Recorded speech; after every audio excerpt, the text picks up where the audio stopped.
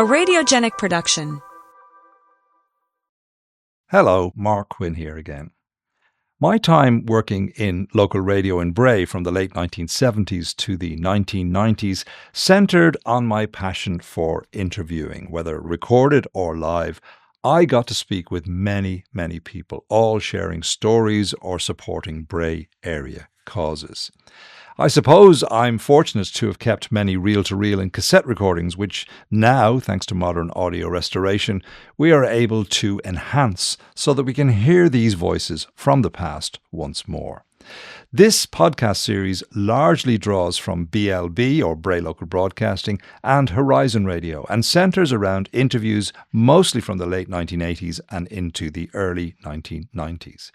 I was really lucky to have some great people around me, such as sound mixer Chris Conway and particularly researcher and producer Elaine Keogh, who managed to source some great guests for me to chat with live on Saturday mornings. Together, our team produced over 50 one-hour episodes of Quinn & Company between 1989 and 1991, and our work was honoured with a 1990 Bray Chamber of Commerce Endeavour Award, a recognition that I still value deeply. So, as we travel back in time, I hope you enjoy listening to these archive interviews.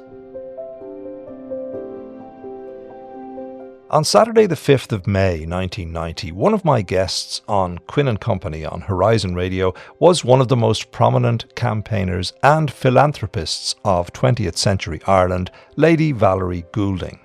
Lady Valerie lived near Bray, just outside Enniskerry. She was born into English high society, and her father, Lord Monckton, was a key legal advisor to King Edward VIII during the 1936 Abdication Crisis, and played a pivotal role in negotiating the constitutional terms of the King's resignation. In 1951, alongside Kathleen O'Rourke, Lady Valerie co-founded the Central Remedial Clinic in Dublin. It began in a tiny two-room flat to provide urgent aftercare for victims of the devastating polio epidemic. Under her fierce leadership and fundraising efforts as managing director, she built the CRC into the state's largest institution for people with physical disabilities.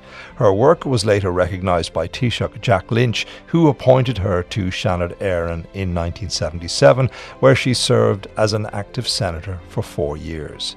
When Lady Goulding came into the Horizon Radio studios in May 1990, she had recently stepped down from the day-to-day running of the clinic, but her passion for advocacy remained completely undiminished. In this archive recording, you'll hear her talk in her own understated and quiet manner about the early challenging days of the CRC, her unique life journey, and her continued vision for a more inclusive Ireland.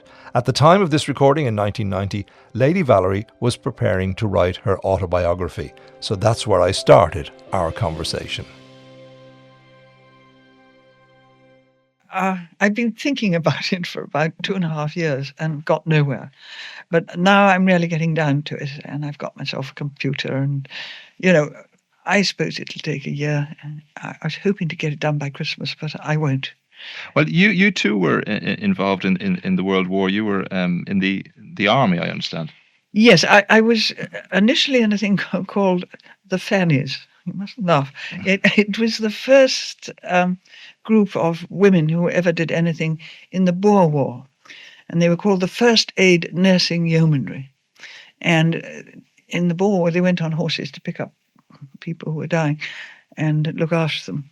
Then we became what they call the army, the ATS. And I was driving then. And I was a private, which was very good for a long time. And then I got commissioned in the end. But it was very interesting because I think I met a lot of people whom maybe I might not have met, especially when we were sleeping 40 in a room on double bunks. Yes. It was tough going. And a lot of them were Welsh miners' daughters, a number from Ireland in my company, which is grand. But they were tough cookies. And until I learnt from my brother some very bad language. And one night I got up and I just used every bit of bad language I could think of. From then on we were friends. And it helped me a lot during the rest of my life. At that stage, though, you had no contact with Ireland. You came to, or had you? You came to Ireland in 39. I came to Ireland in January 39, more or less by mistake, because my brother was a great friend of Barry Lillis, who lived in Ballybritis. They were at Cambridge together. And he said to my brother, "You must come over for Ferry House, but bring your girlfriend, because we're short of women." And he said, "Well, I've just quarrelled with her." And so they said, "Well, if you have to, bring your sister." So over I came, not really wanting to come. And I sat next at dinner to Basil, and we sort of got on. And he said to me, "Now stay the next day." And I said, "I can't," because I was working at that time, because my father was one of these people who said, "You're put on this earth to work." So we did. And I didn't know how to get back in time after the races. So I said to Basil, "Well, look, I'll put 2 shillings on a horse." And I won £6. And that got me a ticket to England again to get to work almost in time. On a bet. On a bet. And that was at Baldonnel. And then he rang me up, the usual thing. And we were engaged in, a month, and married then in the September after January. Now, at that stage, was Sir Basil involved in the fertiliser business? Oh, yes. I mean, family business. That's been an own family business. It started in about the 1700s. Started as a chemist. In the 1700s, really? Oh, yes. We go back, we got the old family Bible to 1650, and they had a little plot of land. And then they started the chemist shop. And then gradually from the chemist shop, they started making fertilizers out of bone and blood, you know? Yes. The main fertilizer company was then in Cork, but then his great-great-grandfather, I think, came up to Kildare, and then they started one on East Wall. And so it's been a family business for quite a long time. So at that stage, did you make a decision to come and live in Ireland immediately, or how did that all develop? Well, yes, you see, I wanted to be a doctor, really. And when I was at school, I suppose about 17 at the time, I had a letter from my father, and he was the kind of man you couldn't say no to, and I said, all right. And what it was, he was the legal advisor to Edward VIII during the abdication time. That was the end of 1936, I think. And my job was to kind of follow him around and take messages. And one thing I learnt from him was, if you're asked to keep quiet, never say a word. He said, speak a lot and say very little. And then I met Winston Churchill. He came down to Fort Belvedere, where the king was just before he abdicated. In fact, my father wrote the abdication speech. Really? Yes. And so, anyhow, Winston said there's going to be a war. And, when you're about 17, 18, you couldn't believe there was going to be a war. But he said, anyhow, I've got a job for you. So I went into the War Office and I worked there. And then, as I say, we were going to get married. And my bridesmaids, I had 6 bridesmaids, all had their dresses. Don't know why I didn't have mine. And I suddenly got a telegram from the War Office saying, you're called up. And Basil said, this is ridiculous. I'm not going to wave you goodbye to the war. We'll get married. So got married in a filthy old coat and skirt, and he had nothing much either. And none of my family were there. Where was this? In Donegal. In Donegal? Carrigart, we were married. Then you had to go and work in the War Office for the war. Well, no, then I went back into the army, but I see. Only after a bit, because Basil said, well, I'm going to wait because I think if Ireland comes into the war, I want to go into the Irish army. But of course, after 4 or 5 months, it was obvious they weren't going to. Yes. So then he went over and he joined the RAF. I see. And I followed with him, because in the early days, if you got married, you could leave the army. But when he joined the RAF, it looked as if he was going to be sent overseas.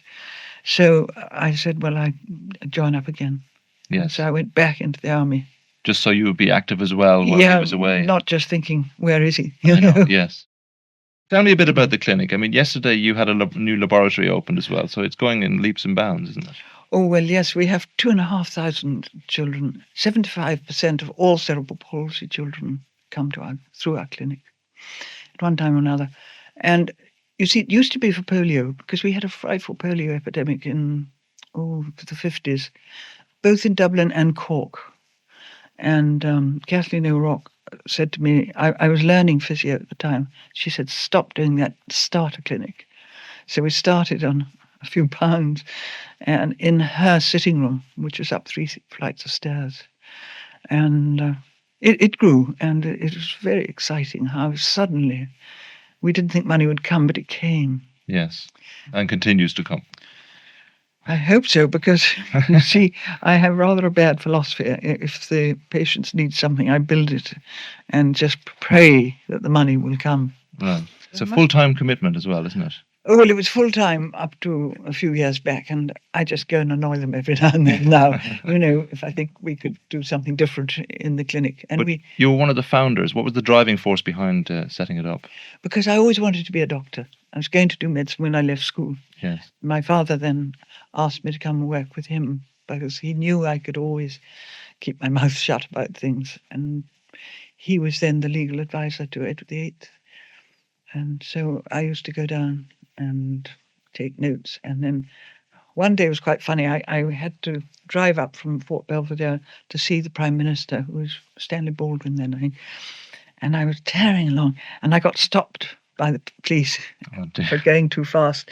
And you see, I couldn't say, they said, well, what are you doing? So I said, oh, well, I'm just delivering a letter.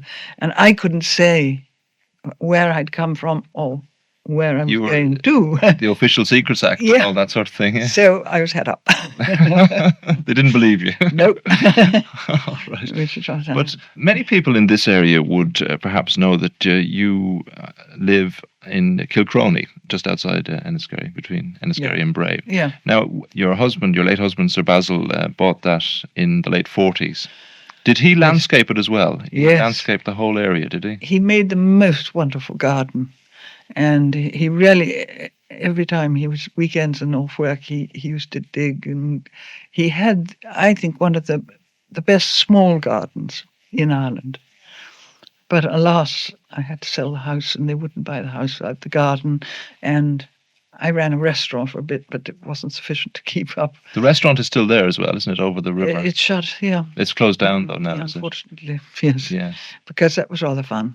And I was 2 years in the Good Food Guide, so I was quite pleased. Oh, that's good, yes, indeed. Now, your husband, Basil, died in 1982 after 42 years of marriage. Did that shatter you?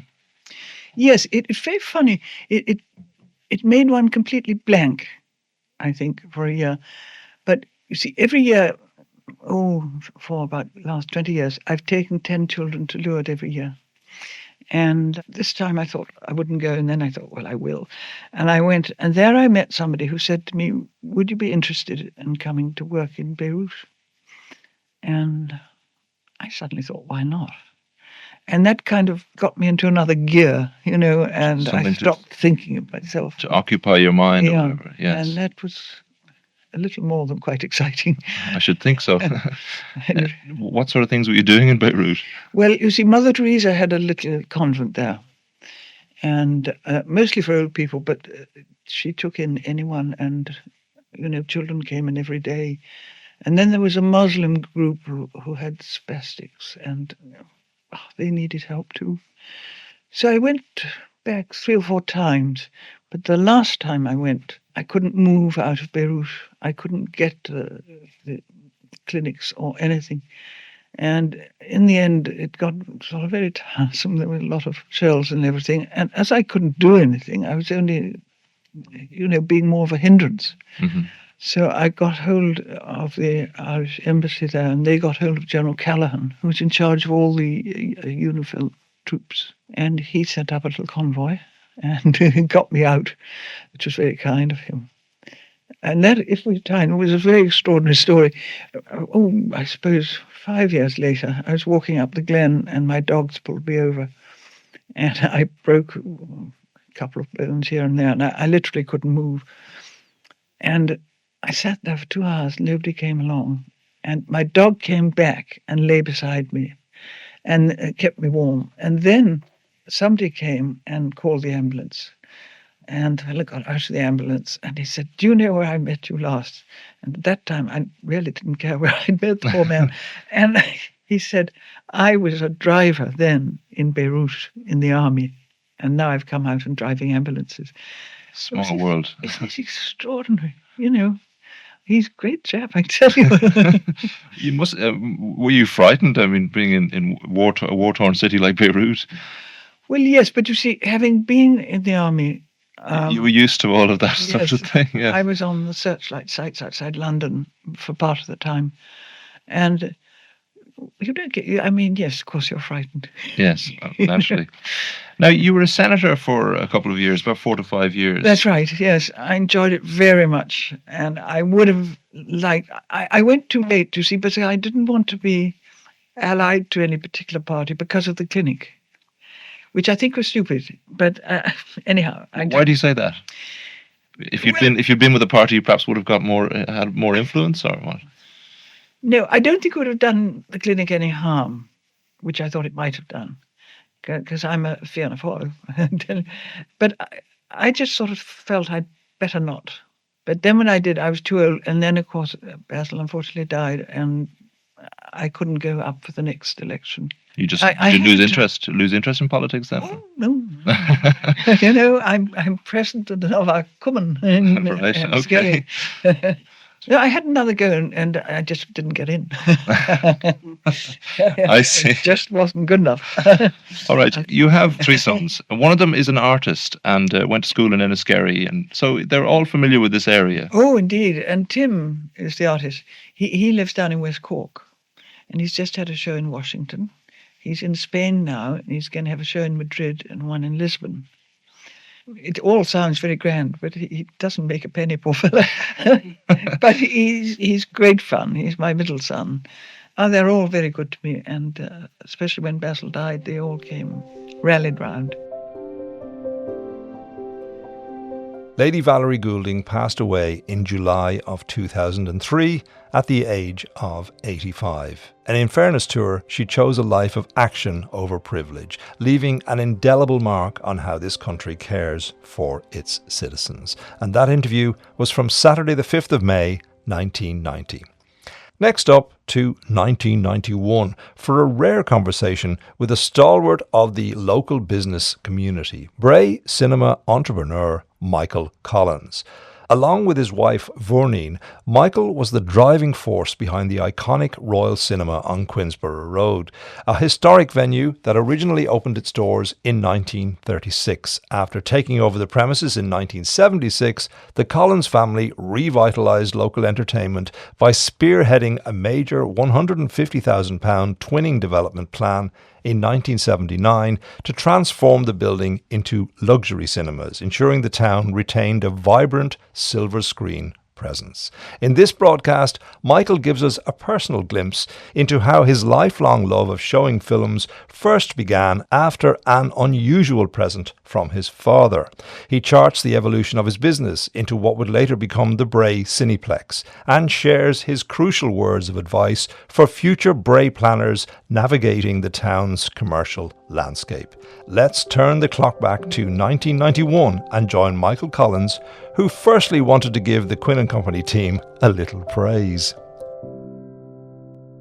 At the top of the show, as they say on these radios, congratulations yourself on winning the Bray Endeavour Award. Thank you very much. Now, that award goes back a few years, and the people who win it really deserve it, and you do, so congratulations. Okay, thank you. Self-made, well, I have my own notions on positive thinking, and if you set yourself a goal and strive hard enough, the chances are you'll achieve it. Mm-hmm. So you've had that self-assurance right through your business? I have. My self-assurance goes back to when I was about 7 years of age. I got polio, and I literally lost the use of my right arm. And instead of it becoming a handicap, it made me a stronger person, because I realised that I had to achieve things that people with 2 arms had to achieve. Mm-hmm. And that led me into positive thinking, and I've never looked back. Do you believe in good luck? Or fate? You make it yourself. You have to. Luck has to be going with you, but you create a lot of it yourself. Now, Michael, you were born in 1931 in Dublin, growing up on the South Circular Road and attending the Christian Brothers School at Sing Street, and you remember those days quite vividly, don't you? Oh, I do. It was... I don't know. I listen to all the trouble about teaching today and all the problems about schools today, but when we were in school in Sing Street, we had 40 people in a class. And there were 3 classes in the one room. So 120 people were being educated at the one time. And that was something, because if your mind started to wander, you were looking over at the other class. 3 teachers in the one room teaching 40 children at a time. It was quite horrendous. And what about the education? Do you think you came out of it with a good education? Well, I came out of school with good common sense, Mark. I don't know what education in inverted commas really, I don't know what you really mean. We didn't study languages in Sing Street. We studied Latin. Well, Irish, English and Latin were the 3 languages that we studied. When I say we didn't study languages, we didn't study continental languages. I always felt that I would like to be able to speak French or German or some of these other languages. We didn't study languages. And art was never a high priority. We were never studied art. We were told, we were really taught the 3 R's. You quoted one story about a fellow who got leathered for 10 minutes and never returned to school again. Well, it was discipline was imposed by fear. If you didn't know your lessons or whatever, you got the leather. When we went from primary into the secondary, the classes were not as big. We were down to about 22 pupils in each class, and each class had its own room, and it was a much better form of education. But the first week we were in second year, a brother came into the room during religious knowledge, and he lost his temper, and he leathered a guy around the neck, around the shoulders, until the guy broke down. Now, he was 13, 14 years of age. He broke down and cried. And he went home to lunch and never came back to school. I was sad to see that boy's spirit being broken by a man who had lost his temper. It was a horrendous experience, but I tell the story because I remember it vividly, but there are other things that happened in school that maybe didn't impress me so much at the time, but on reflection, you have to mention them. In the Christian Brothers schools, they taught all those people practically free of charge. There were no fees in Sing Street. I think if you could afford it, you paid about £5 a year. Now, if the family couldn't afford it, they didn't pay anything. So all these guys were providing free education to huge masses of people. But it doesn't give them the right to beat the living daylights out of it. I agreed with one person who made a mistake. As I say, that's the thing that remained in my memory. But at the time, I'm sure there were 20, 30 or more Christian Brothers in Sing Street at the time. They weren't all going around knocking the daylights out of people, you know. Your father owned a grocer's shop in Raheny, and he sadly died. Sorry, Mark, Ranelagh, was it? Ranelagh. I knew it began with an R. Yeah. And he sadly died when you were quite young. What sort of effect did his death have on you, do you think? Well, he died when I was very young, and I have very vague memories of the man. I don't think he ever influenced my character because I was too young to really take anything from him or learn anything from him. We grew up, I have a brother and a sister, and the 3 of us grew up with just mother looking after us. And when there's no man around the house, when you have no father around the house, I don't know, I can't tell you how different we were as a family to a person with a father, because we never had the two. We were never able to make a balanced judgment. Well, that's what it was like when Dad was here, but God rest him, he's no longer here. We don't remember father's influence.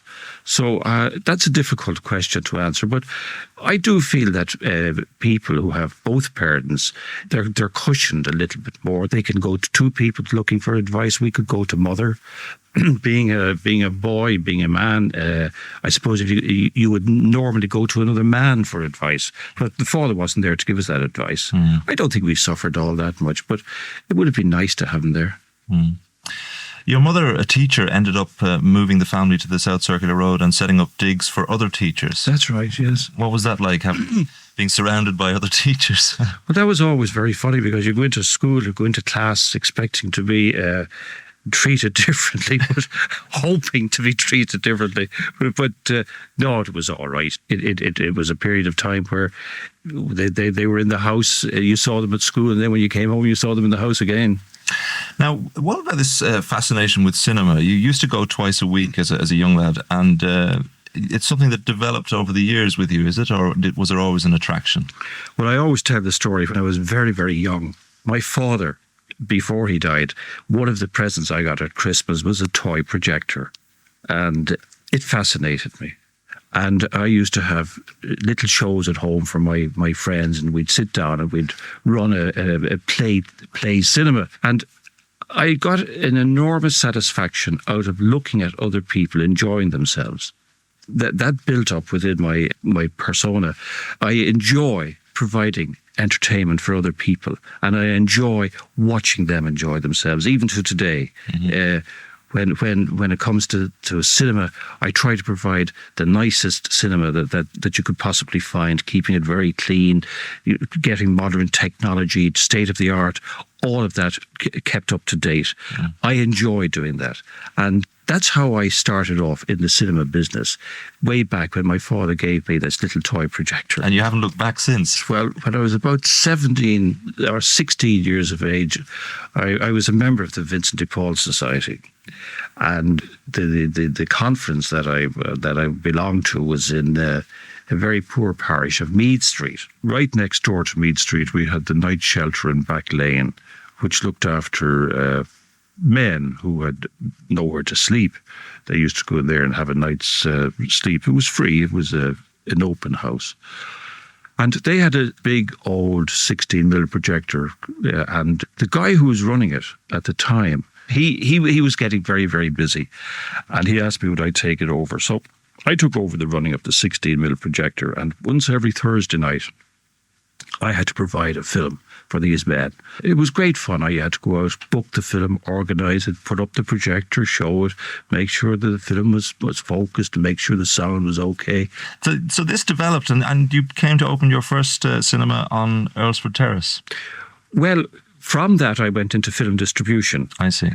We started to distribute films, and I remember the first 3 films I had.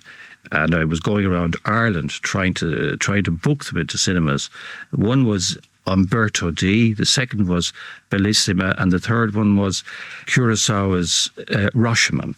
Now, I tell you, I found it very difficult. I remember going down to Fermoy, and the gentleman running the cinema in Fermoy, God bless him, I hadn't booked a film. I was on the road for 2 or 3 days, and I arrived in Fermoy, and he said, with a name like Michael Collins, I'll have to book your film. And God bless him, Fermoy was the first city or town outside Dublin. Michael, in 1970 you moved to Bray. That's right. What was the attraction? Why did you come to Bray? Well, I had bought a cinema in Bray. I had bought the Roxy. We spent money and we rebuilt it and we opened it as the Panorama. And I was coming out to Bray on a nightly basis. And we were looking around for a new home. And I saw a very nice house here in Bray, so I moved to Bray. It was a very small place in 1970. When we moved here, the population was around about 16,000 people. There were green fields all around the place. It was a lovely little town. Since then, of course, the population has grown enormously and all the little fields have been developed into housing estates. But I moved here because I followed my business. Mm-hmm. Also, I've known Bray all my life. I had an aunt living on the Killarney Road. My father's sister lived on the Killarney Road, and I used to come out on a regular basis to say hello to her and my uncle. And when I was very young, I remember my father and mother bringing us out here to Bray. We used to spend our holidays here. We used to rent a house. I remember when we were in Bray one year, we were taken into town, into Dublin, into Amen Street to take a mystery tour on the train. Now, in those days, you could pay £1 and the train would bring you anywhere. It might bring you down to Athlone. It might bring you up to Dundalk. They never told you where you were going. You paid your £1, you sat in the train, and away you went on a mystery tour. So we went into Dublin, and we got on the train, paid our £1, and ended up in Bray. Now, in 1974, you bought the Royal Cinema on the Queensborough Road. That is a building that's steeped in history, isn't it? I mean, it goes back a long time.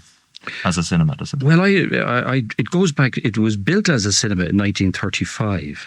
It was a very, very large cinema. It seated somewhere around about 1,200 people, and it was a very, very successful cinema. That cinema in the heyday opened at 2:00, but it had 4 shows every day, and by 3 or 4 o'clock there were queues outside the place. This is in the 30s and the 40s. By the time we bought it in the 70s, the Rank organisation, they owned it at the time, and they decided to close it because it wasn't doing good business. It was too big. We bought it in 1974, ran it as the old cinema for a couple of years before twinning it in 1979, and that's what it is today. It's a twin cinema. What was the rationale behind that? Well, the rationale behind it is when you go to a cinema, if it's half full, it's enjoyable. If it's half empty, it's a bore. So you could go into the old Royal with 1,000 seats. There might be 200 people in it. It was cold. It was empty. You said, this is not a popular place. Why do I bother coming here? But nowadays, in our large cinema, we've 260 seats. So if we've 200 people in it, it's nearly full. That's the rationale, really. And what about the cinema business? How's it been over the since your involvement in it? How's it been? It's had its peaks and valleys. It seems to be on the up again now. People seem to be attending the cinema again now, don't they? That's true. It has its peaks and valleys. At the moment, the cinema business is quite good. There are a number of factors. The first factor, I think, video is becoming old hat. People are not into video as much as they were maybe 4 years ago. There are various windows, what they call windows of exhibition.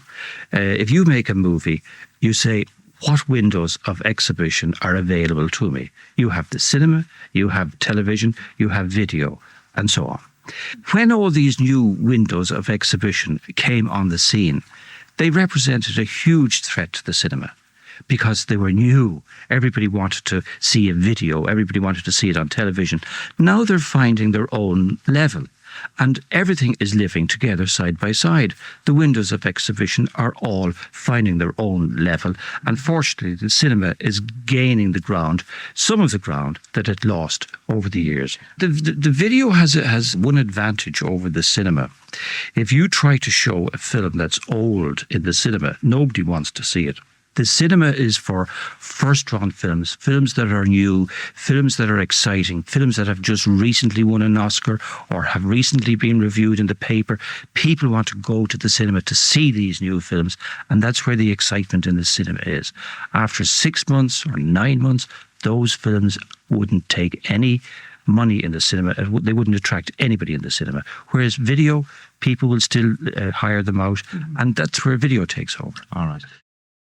I tell you what plans I would like for Bray, and these are quite serious plans. I would like the people in Bray, the town planners, the politicians, the urban councillors, the urban council itself, to look at the type of housing they're building in Bray. And I would urge them, and I would say to them, that please build not a large, but a fairly decent number of large, expensive homes. Now, a lot of people listening will say, why do we need large, expensive homes? Why not homes for the poor? Why not homes for the lower income people? Bray has to be a balanced society, and you have to have these large, expensive homes to keep the people in Bray who get to the top of their profession and who make money and who want to stay living in Bray. These homes are not available for them at the moment, and there's a drain of people leaving Bray when they reach the top of their business or their profession. I would say to the people in Bray, look for large homes, keep these people living in Bray so that their wealth will be spent around Bray and Bray as a community will improve. Bray cinema owner there, the late Michael Collins, from April 1991. Now, in 1984, she captivated the nation when she traded her classroom chalk for the catwalk, winning the Miss Ireland crown. She went on to do the country proud on the global stage, placing in the top 10 at both Miss World and Miss Universe. She is Olivia Tracey, and she joined us live on the radio show on Saturday the 24th of November 1990. Back then, she was focusing more of her immense energy on the world of acting and continuous television work. She spoke with me about life after the crown, handling the public eye, and what the future held. And my first question, well, what was it like to be crowned Miss Ireland? Everything literally changed overnight. I mean, even the next day, walking down the street, all of a sudden there was fingers pointed at you and you could hear people whispering and, oh, there's the girl that won the Miss Ireland last night. And then all of a sudden you're in the papers every second day of the week, and then you're on the TV, and everything just really took off. Yes. Literally. Well, I'll take you back to that in a moment. I mentioned that you were a teacher. That was something that you always wanted to do, I understand, is it? Stop it. Listen, when I think about it, I don't know why I ever wanted to be a teacher, but when I was a teenager, I loved English and French at school. Loved it. I mean, I used to boot home from school on the bike, you know, with the brown school uniform and the knee socks. Get home, out would come the English poetry and the French and everything. And I used to love writing essays. And I used to love writing, things on poetry, all about the imagery of the poetry. I mean, I don't know why. I mean, I still do enjoy like reading and English and all that, but I just loved it. I mean, most people were dying to get through the homework. I used to spend hours at it because I actually enjoyed it. But anyway, I got this idea that I wanted to be a teacher, and off I went into UCD straight after school, spent 3 years doing a BA, then I went on and did my HDip, and at the end of that I thought, I don't think I really want to do this. After all that, yeah. I know, after all that, but at the same time, as my father said, it's better to have it than want it. I mean, it's never been a loss to me. I mean, it's 4 years education, sure, what of it? I mean, it doesn't matter what else would I have done. Okay, perhaps I'd have gone into modelling earlier, but sure, again, it's a career that doesn't go on forever anyway. So, I mean, I started at 22, which is very late, because a lot of the girls now start about 16. So I was like an owl one at the time when I think about it. But I'll tell you, it always been nothing. I might have started late, but I put the boot in. Well, taking you back even earlier, you were born in Holles Street in Dublin, and 3 weeks late. 3 weeks overdue. And I've been late ever since. Have you really? I know the feeling. You're the youngest of 5 children, and I'm just curious, how do your brothers and sisters feel about your success? The younger sister doing so well. Suppose, Mark, I come from a very down to earth kind of family. They don't believe in getting airs and graces about anything or getting big heads about anything at all. They're really very down to earth. I mean, they're very much behind me all the way, and they think it's great. And like when I started modelling first, Helen, my other sister, I mean, she was my greatest fan. She had every photograph, and she has them all stuck into a big poster thing and everything, you know.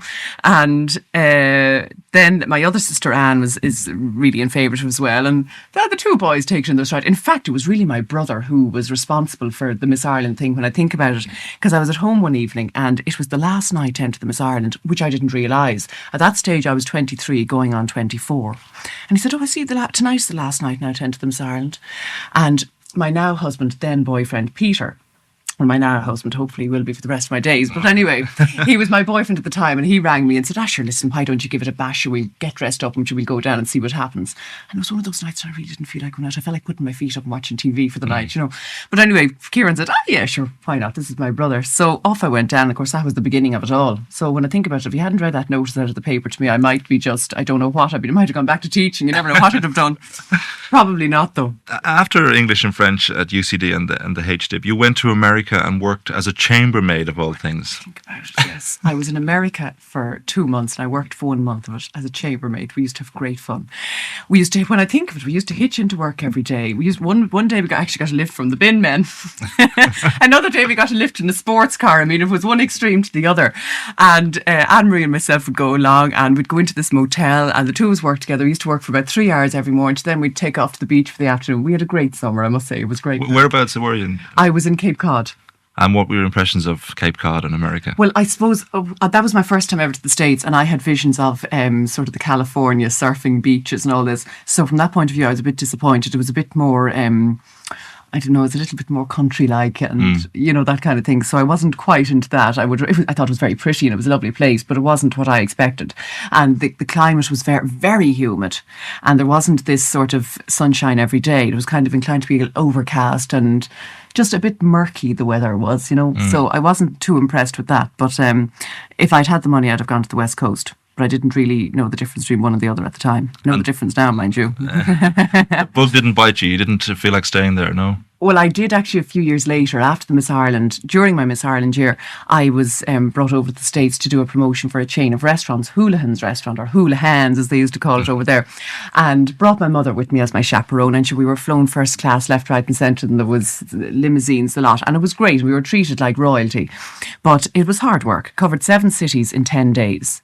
But I came home thinking, oh my God, I'd love to go back there. And the one place that did attract me was California. And I only had 3 days there. Were you in to go back. San Francisco or Los Angeles? I was in Los Angeles for 2 days and San Francisco for 1. Now, I didn't see an awful lot of either of them because I was working for most of it. But I got to Disneyland. That was the one thing I did. But, I thoroughly enjoyed it, loved it. And I just had this kind of, oh my God, I'd love to come back here. It really seemed to be the land of opportunity where life just seemed to buzz, you know. And the weather, of course. And well, I suppose this was March time, but still it was warm enough. But it just seemed to have a lot going for it. There was something it seemed like a permanent holiday or something that has that attraction, I think. Then again, I suppose the grass is always greener on the other side, isn't it? Indeed, yeah. Do you still have that attraction to go there? I'd say now if Peter, my husband, turned around and said, listen, we have to go off to California now for a few years, I'd be gone like a light.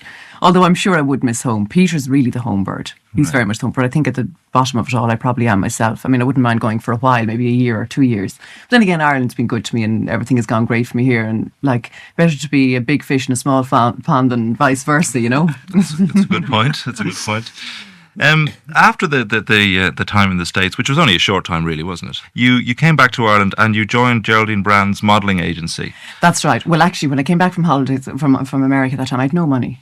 And I used to work in Friends part-time while I was at college. And I just happened to pop into the shop one day and they were short-staffed and they wanted to take me on for a few months. So at least that was something to keep me going. I then went on to work in a man's shop for 3 weeks. I had great fun. It was coming up to Christmas and they were busy. I had great crack. And then at this point I said, I don't want to do this for the rest of my life. I have a degree under my belt. What exactly do I want to do at this point? So what I really did want to do was the modelling, and I knew that if I didn't do it then, I'd never do it because I'd be too old. At that stage, I was nearly too old. So off I went down to Geraldine Brand and had an interview with her, and I remember there was about, I suppose, to be 12 girls or so in the room. And she was very nice. I got on very well with her. And then I got a phone call after Christmas to say, could I go slip off down to Switzer's for an interview for a swimsuit show? Off I went down to Switzer's, and thankfully I was accepted as one of the models. Where was the swimsuit show? But in the window. Been using the window. When I think about it, which I took like a duck to water, I thought it was great fun. I said, this is a wonderful way to make a living. Really standing in the window of Switzer's in the swimsuit? Well, if I was asked me that now, I'd kind of think, oh my God, but sure, you do these things. You know, what's the difference whether it's in the window or on the ramp?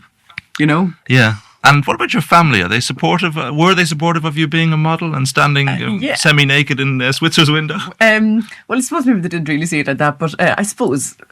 Yes, they were really. I think they were delighted that I'd finished college because at one stage, halfway through college, I thought, do I really want to do this?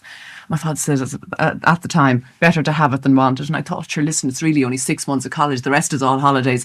I'll just continue and do it. Some second instinct or something just told me to go ahead and finish it. I'm very glad I did, mind you.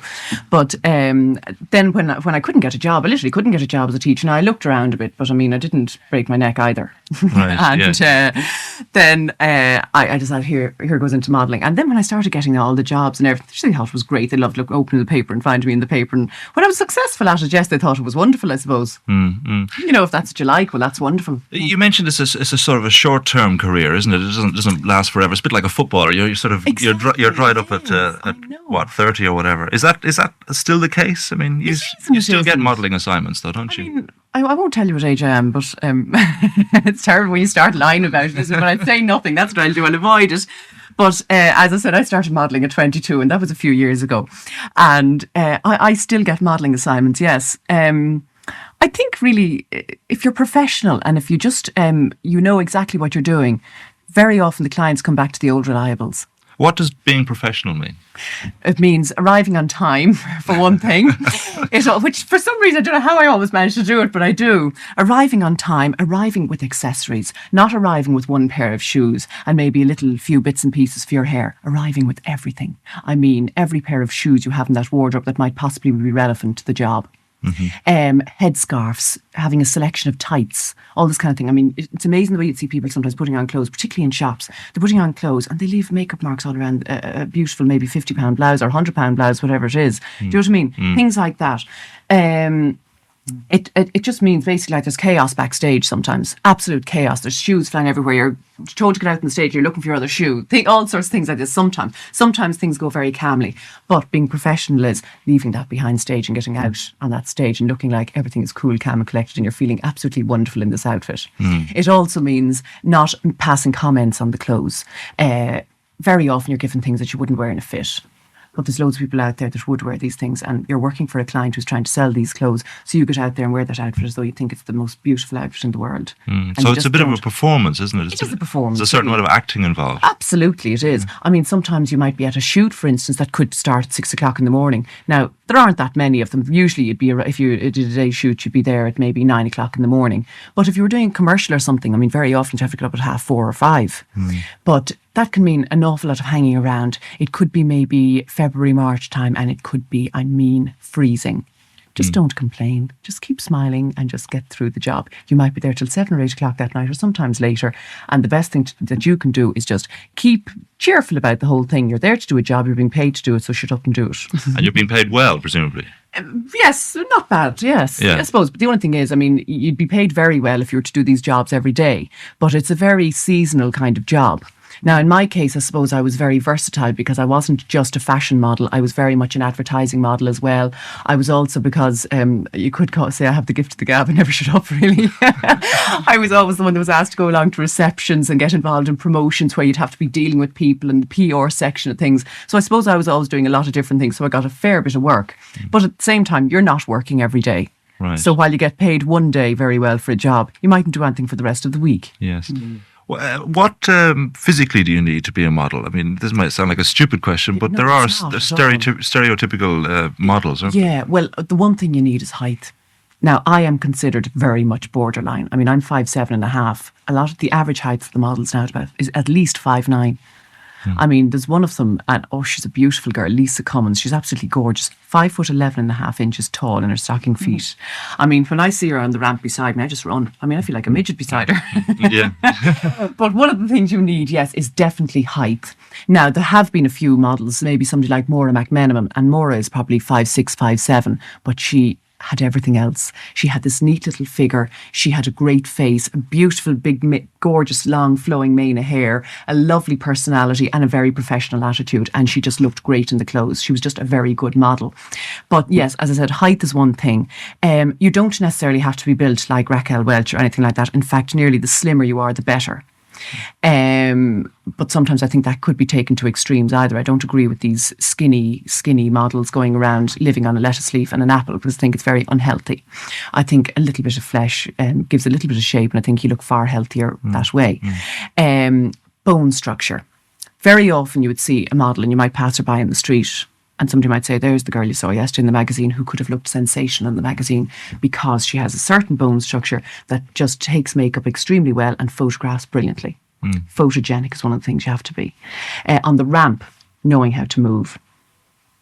That's really what it is. And just staying cool, calm and collected, and knowing how to adapt yourself to the mood of the clothes. I mean, very often, sometimes a lot of the models think they don't look nice when they smile.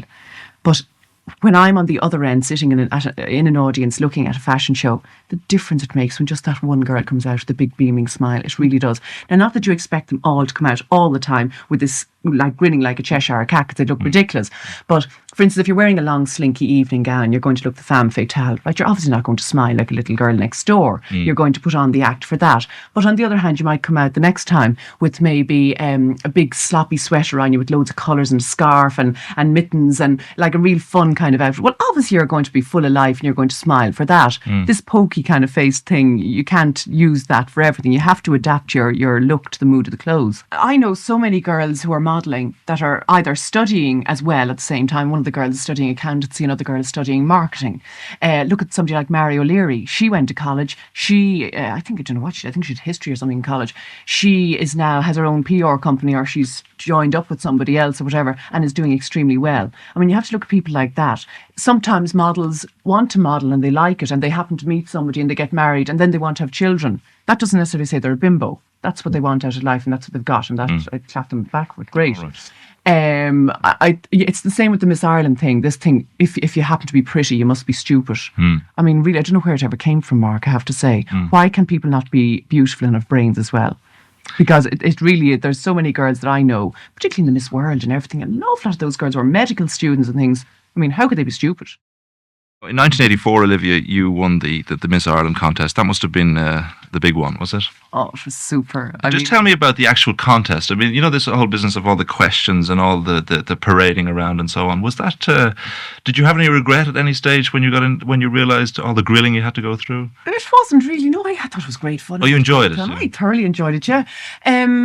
I remember the first night I entered was the Heats down in one of the nightclubs. It was either in Rumours or it was actually Barbarella's at the time, and then it went on from Rumours then. But there was a few Heats where there were maybe 2 or 3 nights where I'd have to go down to the nightclub, and there might be 20 girls, and they decide that they're going to pick out 4 out of the 20, say, or whatever. And thank God I was one of the 4. And then you'd have to do a quick interview with somebody literally on the disco floor, and you're told 2 or 3 minutes chat and that's it. So that wasn't too difficult.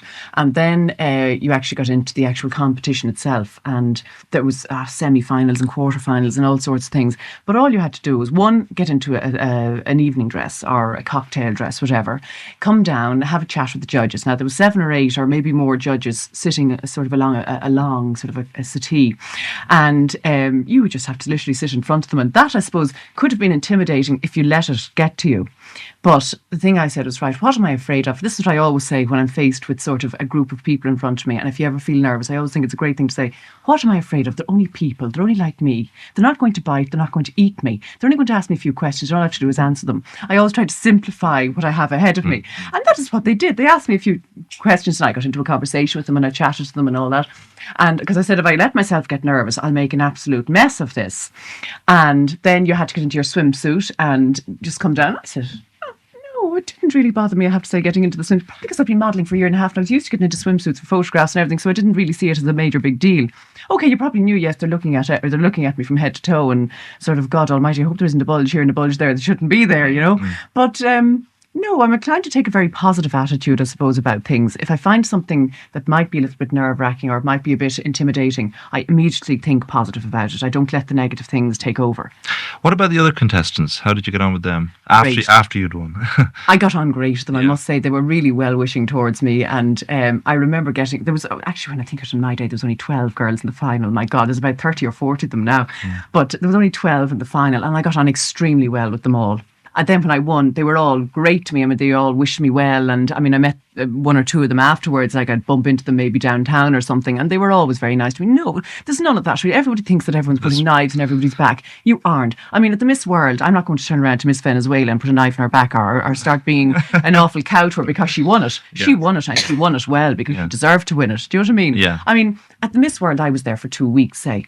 And I mean, if I had sort of gone in with the intention of winning or getting second or third or whatever it was, and that's my sole intention, I'd have missed out on so much. I mean, there was, I think about 76 or 80, 78, 80 girls, something like that, at the Miss World. And I mean, you don't get to know them all. Some of them can't even speak English. But I mean, there was probably a half a dozen that I got to know extremely well, and we had great fun together. And then there are the others then that you sort of know on the fringe kind of thing that you get on well with as well. But I mean, I had a great time there for 2 weeks. And if I had gone with the intention of winning, I'd have missed out on so much. I'd have missed out on the actual experience of being there. And come away with a lot of disappointment as well. Absolutely, yes. I mean, if you just go in with the intention of winning something, okay, if I hadn't won the Miss Ireland, I probably would have been disappointed. But I'm always inclined to say, and this has happened for a reason, every cloud has a silver lining. There's something better waiting around the corner. I always think of it that way, because you'll only end totally disappointed if you think of it as a big deal. That interview with Olivia Tracey, along with the previous ones with Lady Valerie Goulding and Michael Collins, were all broadcast on Horizon Radio Bray and were part of the Quinn and Company series presented by me, Mark Quinn. The original programmes were researched and produced by Elaine Keogh. You can find more archive interviews in this podcast series, so please like and follow us. If you wish, please leave a comment about what you've heard. And to contact us directly, you can email us at radiogenicproductions@gmail.com. Thanks for listening.